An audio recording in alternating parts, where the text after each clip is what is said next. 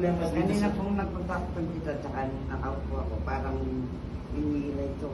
Parang hinihila. Ay, ngayon po.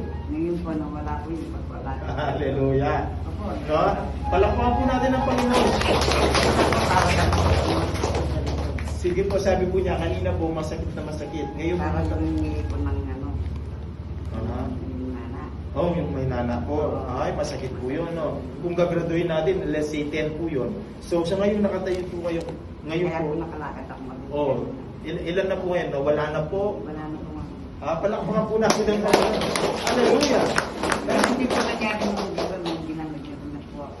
Ay, si Lord Jesus po yun. No, nung pong pinag-pray ko kayo dati dito, ay, naalala niya. Si Lord Jesus po, no?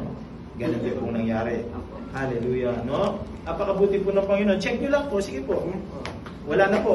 Nawala po yung sakit. Opo, nawala po. Praise the Lord, hallelujah. Palakpakan Nawala po. po. Okay.